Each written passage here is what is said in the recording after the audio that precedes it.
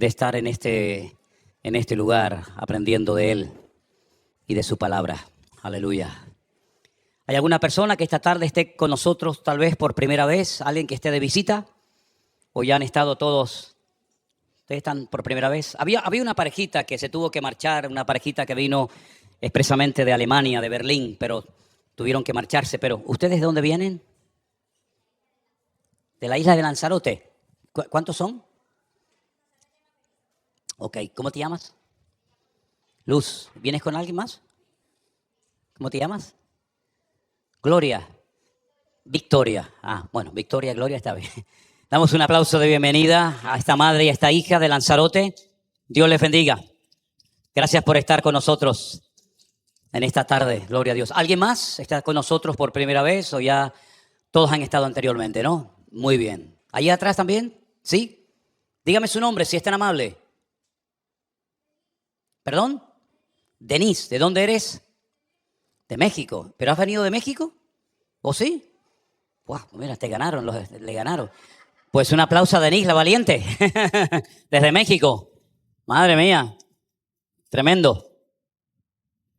Bueno, ya después nos saludamos personalmente, si quieren, ¿vale? Muy bien, hermanos, gloria al Señor. Me alegro mucho de que estén aquí todos en esta tarde. Ya parece que se está acercando el calor, ¿verdad? Bueno, para eso pusimos en su momento estos aparatos de aire. Espero que estén cómodos, pero no tan cómodos para que se queden dormidos, sino que estén un poquito incómodos para que nadie se quede dormido. Lo digo más que nada por los ronquidos, porque si ronca a lo mejor despierta al que está al lado y es una pena, ¿no?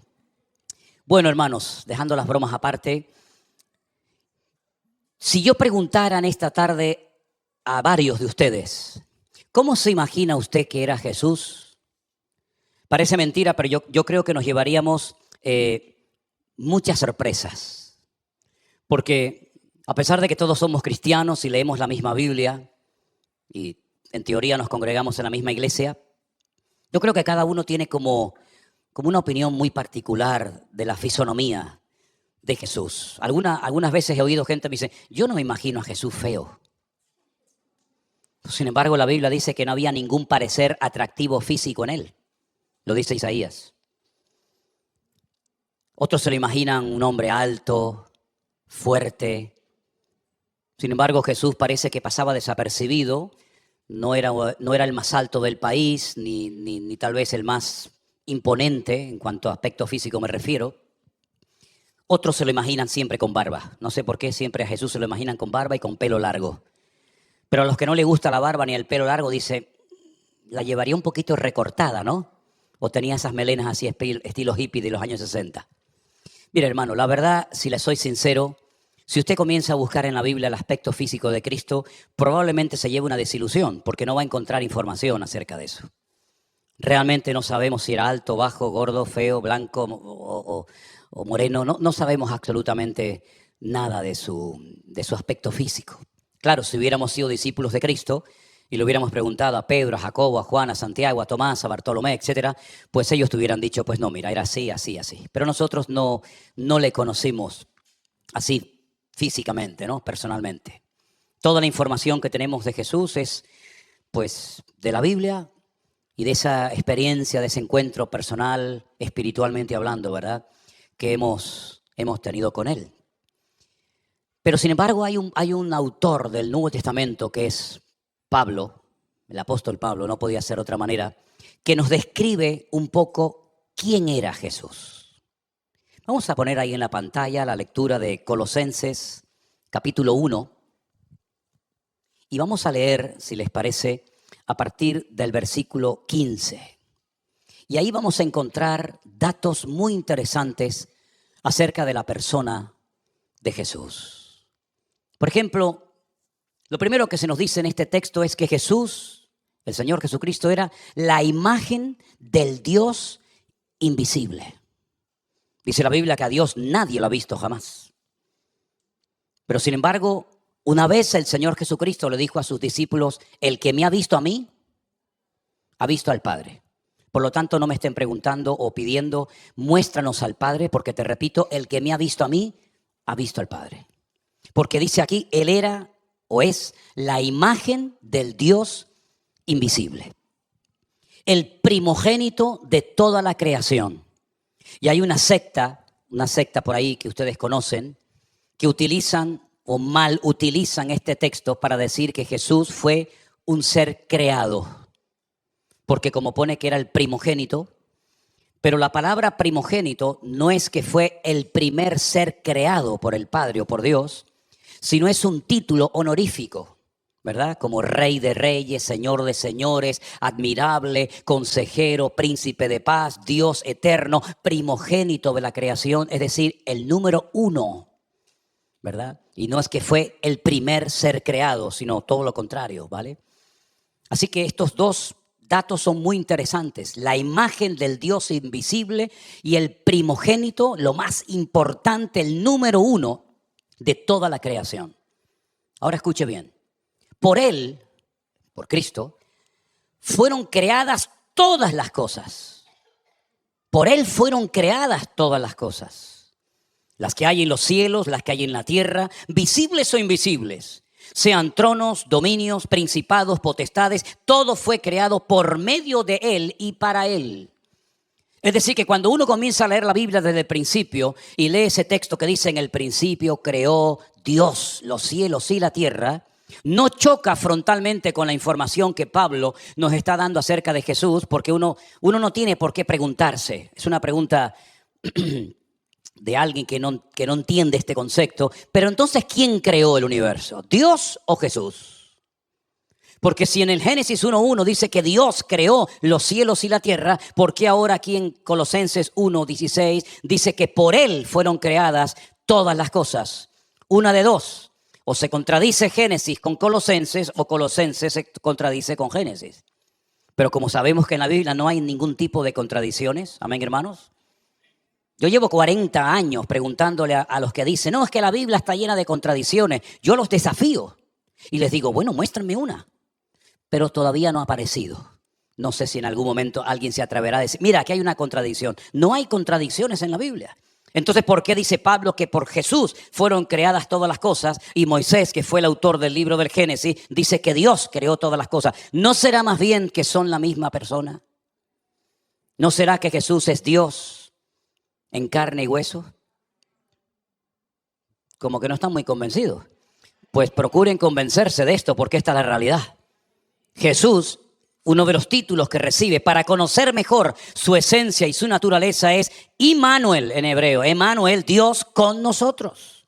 No es un Dios inferior, no es un Dios más chiquitito, menos poderoso, menos omnipresente, menos omnipotente. No, es el mismo Dios.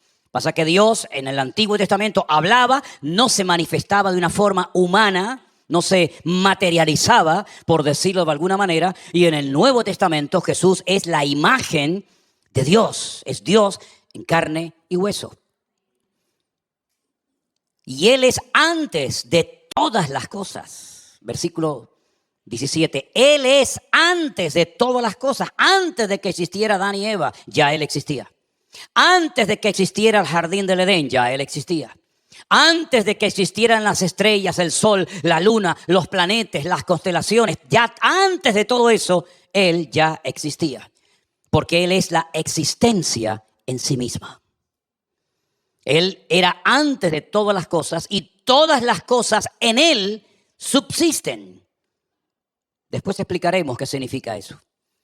Versículo 18, Él es la cabeza de la iglesia, o la cabeza del cuerpo que es la iglesia, el que es el principio, el primogénito de entre los muertos, para que en todo tenga la preeminencia, por cuanto agradó al Padre que en Él habitase toda la plenitud, y por medio de Él reconciliar consigo todas las cosas, las que están en la tierra, las que están en los cielos, haciendo la paz mediante la sangre de su cruz. ¿Cuántos dicen amén? Esta descripción que Pablo está dando aquí es realmente impresionante. Ahora, hay que ubicarse un poco en el contexto en el cual Pablo decide hablar con esta profundidad a esta iglesia. Aquí tenemos otro ejemplo de una iglesia que no fue fundada y por supuesto no fue pastoreada por Pablo, sino que por sus colaboradores, por los miembros de su ministerio, se establecieron diferentes iglesias. Y él sabía de esta iglesia, lógicamente, pero no fue él directamente el que la estableció, pero decide en un momento puntual de la historia de esta congregación escribirle esta carta que tiene una profundidad impresionante, tremenda. Porque Pablo menciona aquí aspectos de la esencia, de la naturaleza de Jesús que no menciona en ninguna otra parte. Porque él conocía perfectamente la figura de Jesús. Para muchos Jesús fue un personaje histórico y nada más. Para otros es, bueno, la figura que se saca en Semana Santa y la llevan de paseo de un lugar a otro y nada más. Para algunos en los años 60 dice que fue el fundador o el líder del movimiento hippie, ¿no? Y cada uno pone a Jesús donde más le conviene, donde más le interesa. Pero sin embargo esta porción bíblica que hemos leído es impresionante porque lo que hemos leído es información exacta y correcta. No hay duda en lo que Pablo está diciendo aquí, ¿verdad? Ahora es interesante notar que aparte de lo que Pablo dice aquí, toda la Biblia, desde el primer libro hasta el último, nos va describiendo diferentes partes de la naturaleza o de la esencia de Jesús. Y no hay ni un solo libro que no haga una referencia directa o indirecta a él. Es más, el Nuevo Testamento se edificó sobre el Antiguo Testamento, sobre las profecías que se habían dado a lo largo de la historia acerca de su persona. Prácticamente toda la vida de Cristo, desde su nacimiento hasta su muerte, todo estaba escrito, nada se improvisó, nada surgió de la nada, sino que todo estaba perfectamente diseñado y planificado por el Padre. Él nunca improvisó, él nunca se puso nervioso diciendo, ¿y ahora qué hago? ¿Ahora qué hago? Voy para allá, voy para acá, sano a este, resucito al otro. Él dice, yo he venido a hacer las obras que mi Padre me mandó que hiciera.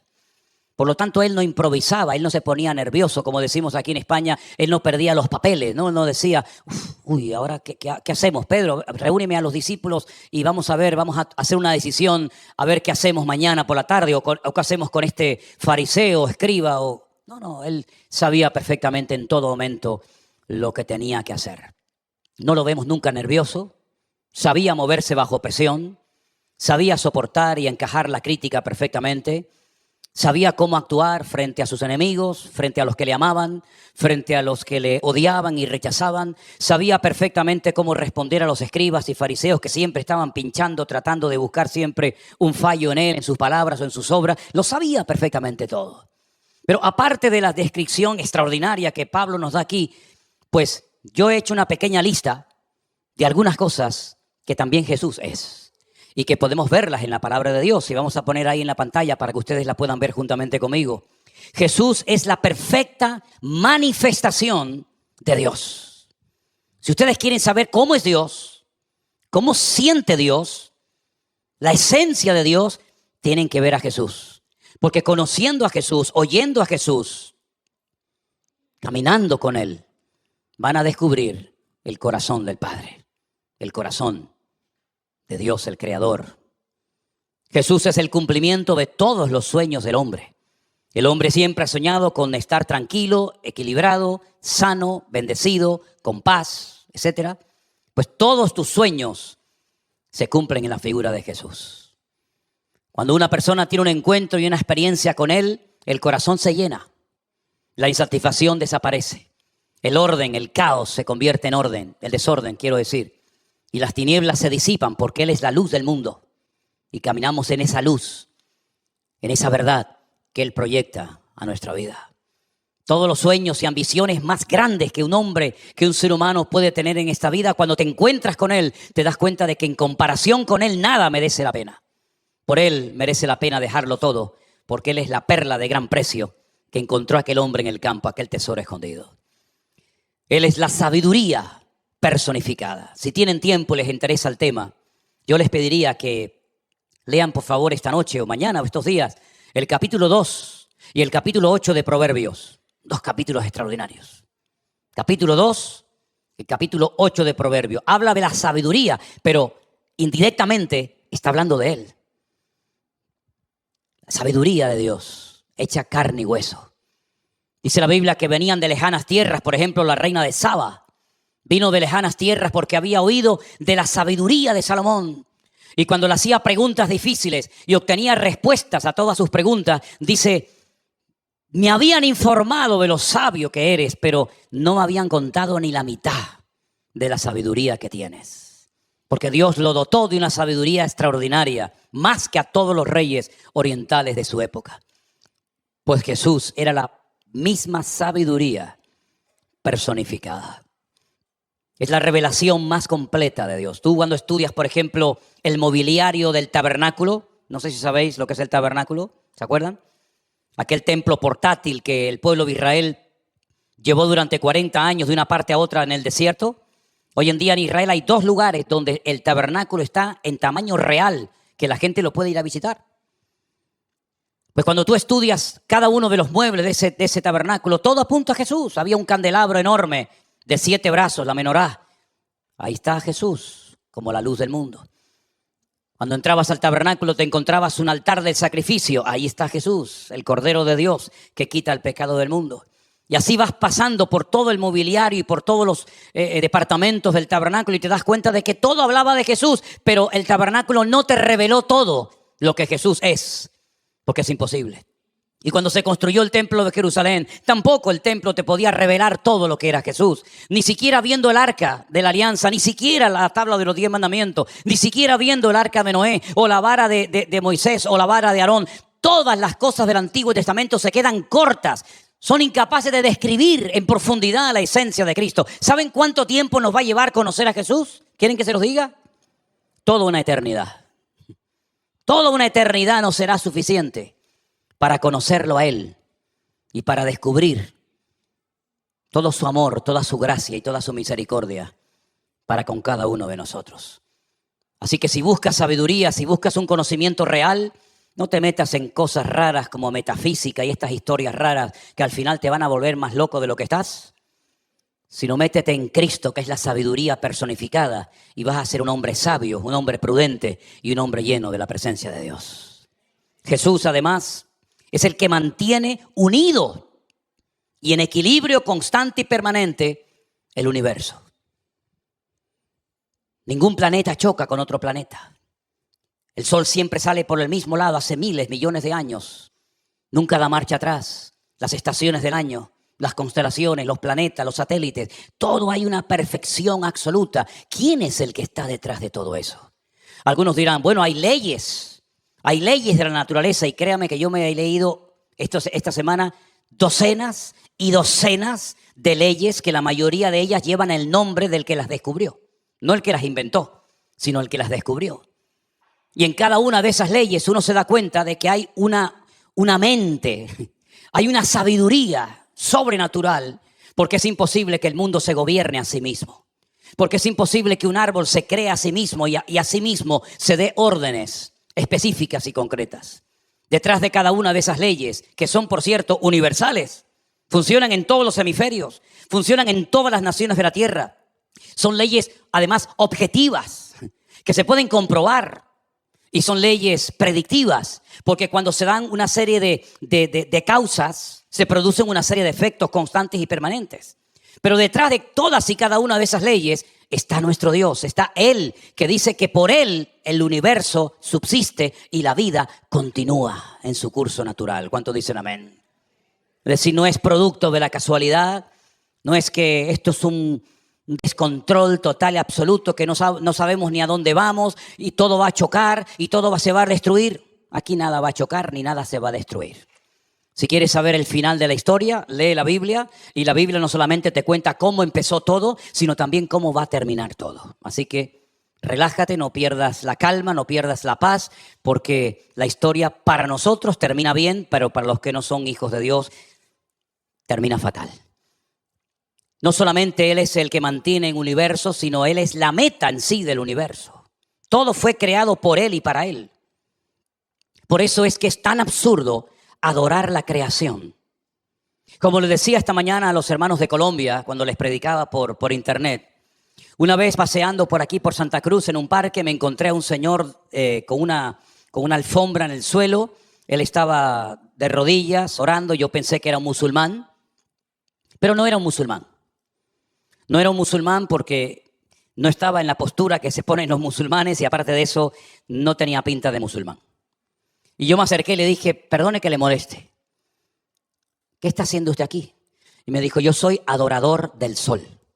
Y estaba el hombre mirando al sol, adorando al sol. Y le digo, qué interesante. Y me dice, ¿y usted a qué adora? ¿Yo? Al creador del sol. Si usted quiere adorar al sol, yo adoro al creador del sol. Yo no adoro las estrellas ni a las constelaciones, yo adoro al creador de todo eso.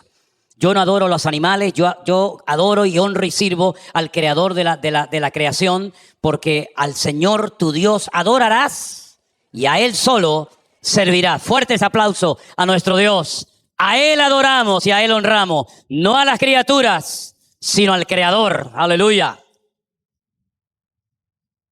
¿Cuántos temas se pueden sacar de la Biblia? Miles. Podemos hablar, quieren, de matemáticas, de economía, de familia, de sexo, de lo que quieran. Todos los temas que se te vengan a la cabeza, todo está en la Biblia. ¿Quieres hablar de cómo se fundaron y cómo se establecieron las naciones? ¿De dónde salieron los blancos, los negros, los chinos? ¿Por qué fueron unos a un lado? ¿Por qué fueron otros a otro lado? ¿Cuánto tiempo tiene la tierra? Todas esas cosas están en la Biblia. Pero la enseñanza más sublime, la enseñanza más profunda y maravillosa, sin lugar a dudas, es hablar de Él. Porque si sacamos a Cristo de la Biblia, es un libro muy interesante, pero es un libro que se queda vacío. Porque lo que le da credibilidad a la palabra es saber que detrás de esta palabra escrita está el creador del universo, que es nuestro Señor Jesucristo. Cuando yo entendí estas cosas, que no me las explicaron cuando estaba estudiando con los salesianos o con los maristas, cuando yo entendí estas cosas, que el creador del universo se humanó, se encarnó y vino a este mundo a morir por mí, a mí no me entraba eso en la cabeza.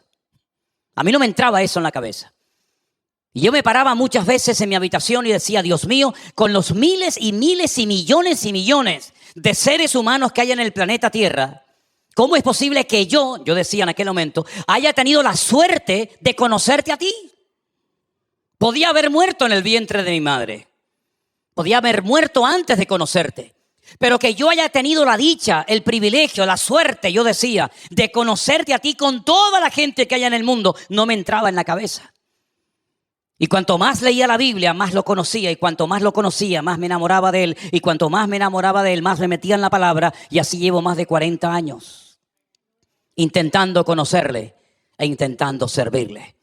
Porque no hay tema más maravilloso en la Biblia que hablar de nuestro Señor Jesucristo. Qué disparate tan grande cometió el pueblo de Israel hace 2000 años cuando lo rechazó, creyendo que era un falso Mesías, y después al poco tiempo recibiendo a otros falsos Mesías como si fueran los verdaderos.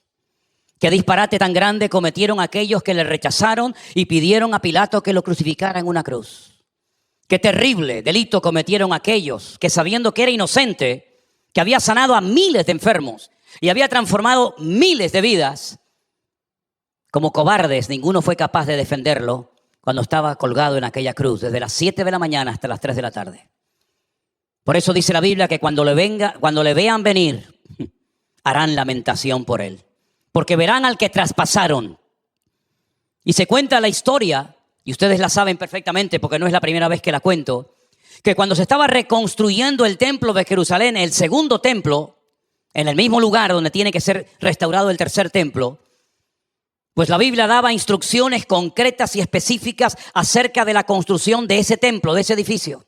Y no se podían hacer ruidos, no se podían hacer escándalos en el templo porque era un lugar sagrado, un lugar santo. Todo tenía que hacerse en calma, en silencio, con una reverencia y con un respeto tremendo.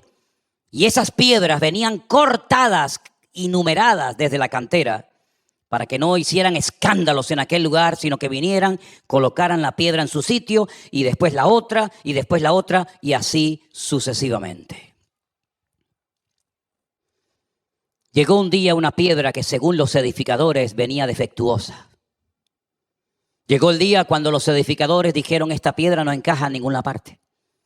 Y entonces cogieron esa piedra y la lanzaron al barranco, al torrente del Cedrón, que era donde quemaban la basura. Y siguieron construyendo el templo. Y llegaron a la conclusión de que esa piedra que habían desechado era la más importante de todas, porque era la cabeza del ángulo. Era la que trancaba, era la que cerraba la construcción. Sin esa piedra, no se podía inaugurar el templo. Sin esa piedra eran vulnerables porque podían entrar los enemigos. Sin esa piedra no tenía ningún sentido todo el trabajo que habían realizado. Tuvieron que bajar a lo profundo del barranco del torrente del Cedrón y recuperar la piedra. Y ahí viene el texto que dice: y la piedra que desecharon los edificadores llegó a ser la cabeza del ángulo, la más importante, la principal. Y entonces es cuando el profeta dice: exactamente igual lo desechasteis a él. Lo sacasteis fuera de la ciudad y le pedisteis a Pilato que lo crucificara y acabara con su vida. Por eso dice la Biblia que cuando Él retorne otra vez y todo ojo le vea y toda lengua confiese que Él es el Señor y todo el mundo se incline ante Él diciendo: tú eres el Rey de Reyes y el Señor de los Señores, harán gran lamentación por Él, porque se llevarán las manos a la cabeza reconociendo que aquel que desecharon era el verdadero y aquel que aceptaron era el falso. Gracias al Señor que nosotros no tomamos aquella terrible decisión. Espero que ninguno de los presentes y ninguno de los que están siguiendo en directo esta retransmisión sea tan osado, atrevido y hasta cobarde de no confesar que Cristo es el Señor para gloria de Dios Padre.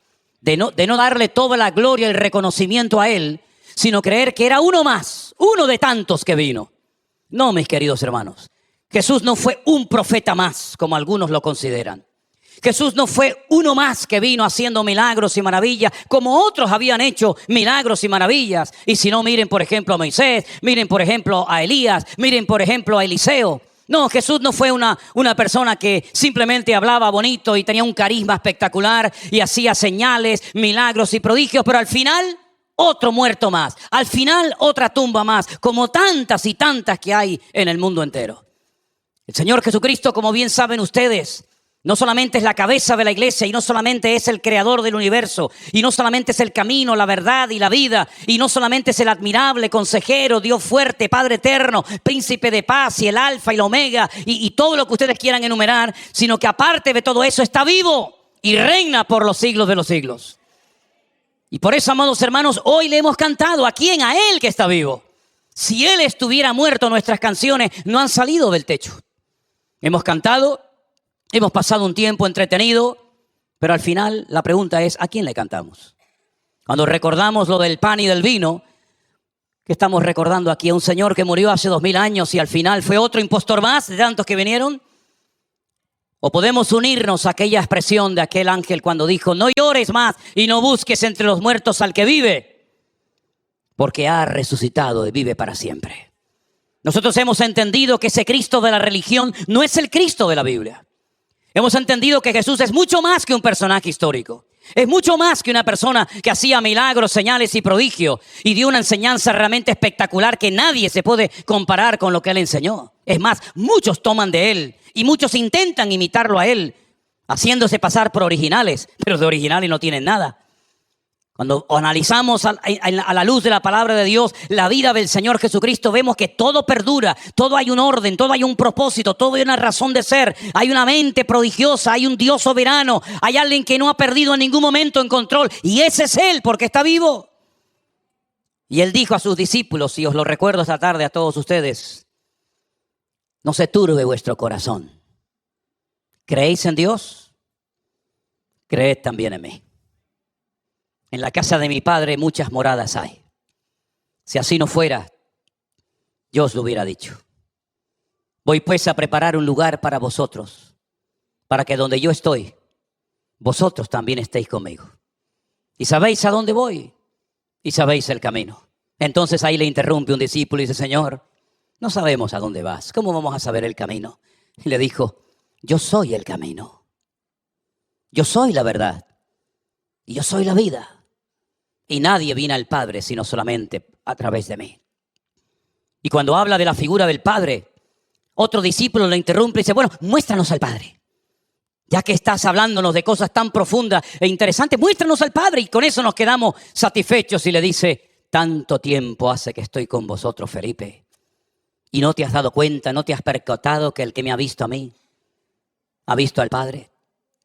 Hermanos queridos, nosotros tenemos una revelación completa de la figura de Cristo. Y si esto fuera poco, si se te queda pequeño, que no lo creo, el Evangelio de Mateo, que te lo presenta como el cumplidor de las sagradas escrituras del Antiguo Testamento. Si se te queda corto el Evangelio de Marcos, donde lo ves como el siervo obediente y sumiso al Padre. Si se te queda corto el Evangelio de Lucas, donde se le presenta a su audiencia como el hombre perfecto, el hombre acabado, el hombre que no comete errores, el hombre, ¿verdad?, que desde que se levanta hasta que se acuesta todo lo tiene bajo su control y dominio. Si se te queda corto el Evangelio según San Juan, donde lo ves de tantas formas diferentes, entonces vete al último libro de la Biblia, al libro del Apocalipsis, donde dice la Biblia que cuando Juan lo vio, dice, cuando lo vi, caí como muerto a sus pies.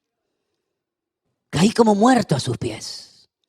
Ese fue el hombre que se recostó en el costado de Jesús la noche que él dijo, uno de vosotros me va a entregar. Y fue el único que se atrevió a decir, ¿quién es, Señor?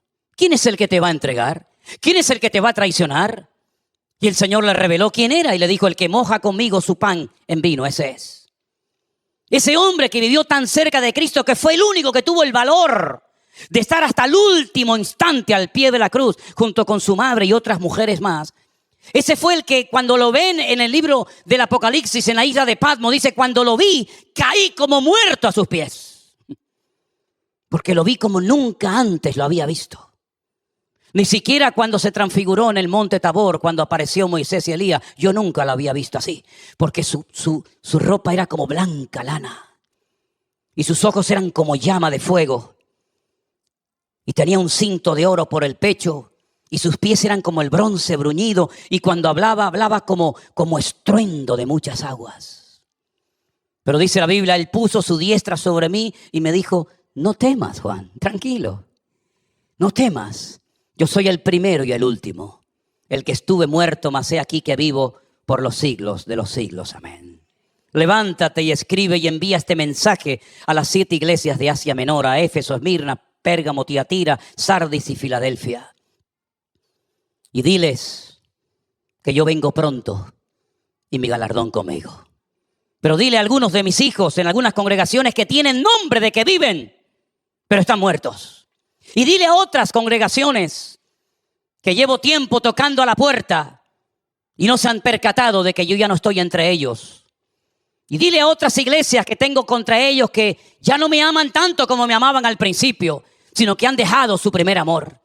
Y comienza a darles palabras y mensajes e instrucciones para iglesias. Y uno comienza a descubrir otros aspectos de la naturaleza de Cristo. Y títulos y nombres y cosas que nunca uno había visto en todos los libros del Antiguo ni del Nuevo Testamento. ¿Por qué? Porque como dije antes, una eternidad no nos alcanzará para terminar de conocer quién es nuestro Señor Jesucristo. Por eso es que no entiendo por qué algunos abandonan el camino y vuelven atrás. Por eso es que no entiendo cómo hay algunas personas que pusieron su mano en el arado y vuelven atrás, como la mujer de Lot, que dice la Biblia que miró atrás y quedó inservible, convertida en estatua de sal. Por eso es que no entiendo cómo algunas personas se atrevieron a decir, déjame que primero me despida de mi familia, déjame que primero entierre a mi padre y después vendré y te seguiré. Por eso es que no entiendo cómo el Señor nos llama a las bodas, a tener comunión y relación con Él. Y algunos dicen, es que me acabo de comprar una yunta de bueyes y tengo que ir a probarla. Pero amados hermanos, la Biblia ya nos dice, palabras textuales de Él, que en los postreros días el amor de muchos se enfriaría. Yo espero que no haya nadie frío en esta tarde aquí espiritualmente hablando. Espero que no haya nadie que diga, bueno, yo fui un buen cristiano. Incluso llegué a servir al Señor, pero hoy tengo nombre de cristiano, pero estoy muerto.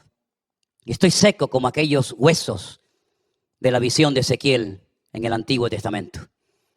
Yo espero que ninguno de nosotros nos esté pasando lo de aquellas vírgenes que salieron muy animadas y muy contentas a recibir al esposo, pero dice la Biblia que cabecearon, se quedaron dormidas y cuando vino el novio, se dieron cuenta de que no tenían aceite de repuesto y entonces fueron a las que tenían. Pero como el aceite no se puede compartir, como la unción no se puede transmitir, le dijeron a aquellas, vayan y compren para ustedes, no sea que compartamos con ustedes y al final no tengan ni ustedes ni nosotras. Salieron muy animadas, pero no llegaron a entrar en el gozo de su Señor.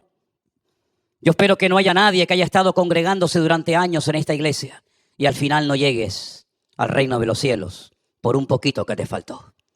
Yo espero que seas de esos que dijo el Señor, mas el que persevere hasta el fin, ese será salvo.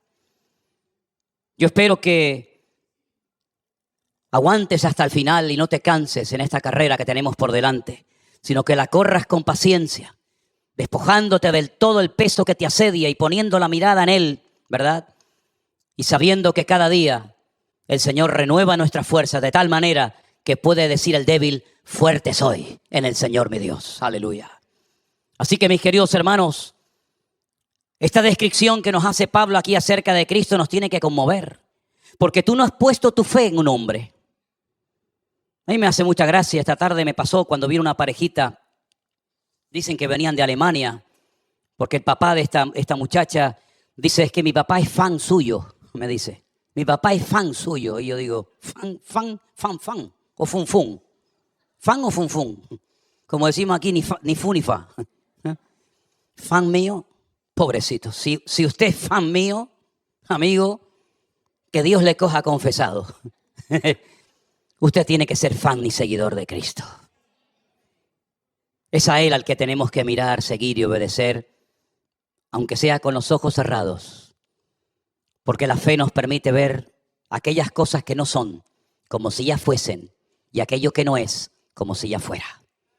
Así que mi querido hermano, en esta descripción que hemos leído en esta tarde, vemos que Él es el centro del universo y tiene que ser el centro de la iglesia y tiene que ser el centro de nuestras vidas.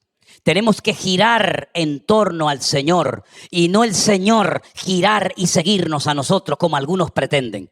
¿Somos nosotros seguidores de Cristo, sí o no? Entonces te puedes llamar cristiano. Pero si lo que pretendes es que Cristo te siga a ti y que cumpla tus órdenes y tus instrucciones, entonces no utilices un nombre que te viene grande, amigo. Cristiano significa un hombre y una mujer que siga a Jesús. Y siga a Jesús porque sabe que está vivo. Y siga a Jesús porque sabe que esa es la verdad. Y siga a Jesús porque sabe que no hay otro nombre bajo el cielo dado a los hombres a través del cual podamos ser salvos. Y siga a Jesús porque sabe que es el autor de la vida y el consumador de la fe. Y por eso yo quiero que en esta tarde todos y cada uno de nosotros aquí nos reafirmemos en Él y pongamos nuestra mirada y nuestra confianza solamente en Él. Permítame ponerles un ejemplo más antes de concluir este mensaje en esta tarde. Hay una historia que a mí siempre me ha llamado mucho la atención y es de un romano, de un gentil, un hombre que no conocía las Sagradas Escrituras, un hombre que no conocía la ley de Moisés, pero tenía un conocimiento de Dios realmente extraordinario. Dice la Biblia que en cierta ocasión vino y conoció y habló personalmente con el Señor Jesucristo. Todos estaban escuchando atentamente lo que este hombre le decía al Señor y le dijo, tengo un criado que está enfermo. Tengo un problema bajo el techo de mi casa que no sé cómo resolverlo. Y él comienza a argumentar y él comienza a hablar con el Señor y le dice algo así como, yo soy un hombre de autoridad. Eso era evidente, era un centurión romano. Su presencia imponía.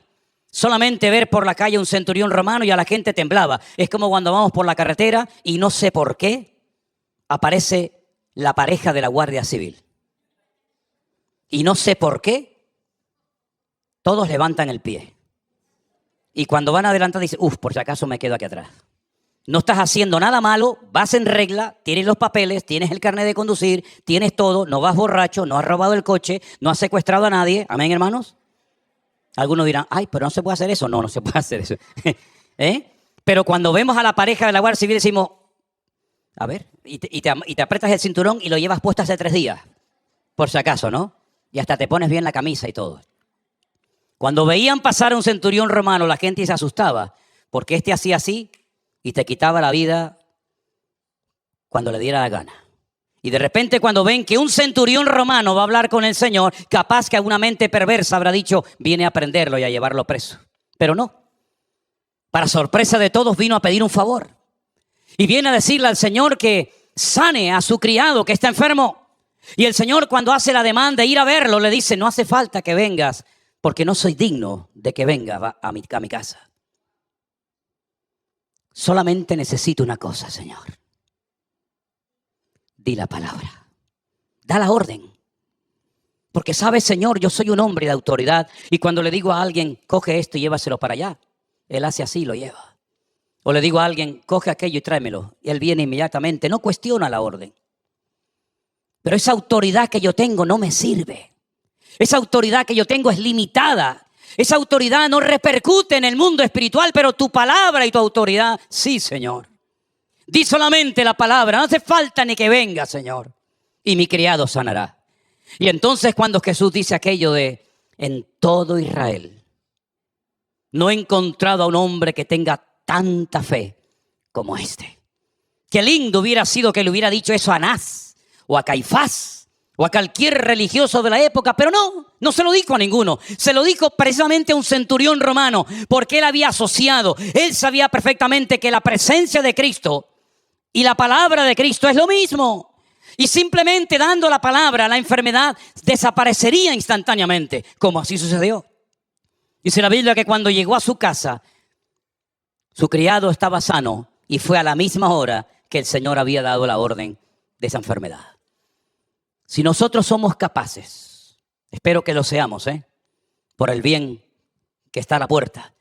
Si nosotros somos capaces de tener su presencia en nuestras vidas, pero al mismo tiempo de tener presente que su palabra que mora en nosotros tiene tanto o más poder que su misma presencia, nuestra vida es una vida imparable. Porque no conoceremos ningún tipo de limitaciones más que las que Él nos ponga. Porque no habrá nada que no podamos hacer para el Señor, salvo aquello que Él nos impida hacer.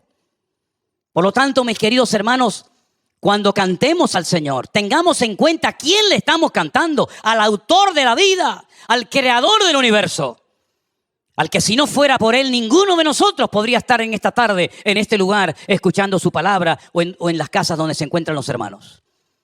El agradecimiento, la gratitud constante y permanente que tiene que haber en nuestros corazones hacia su persona, tiene que ser infinito, ilimitado. La palabra gracias se nos queda corta, amén, hermanos.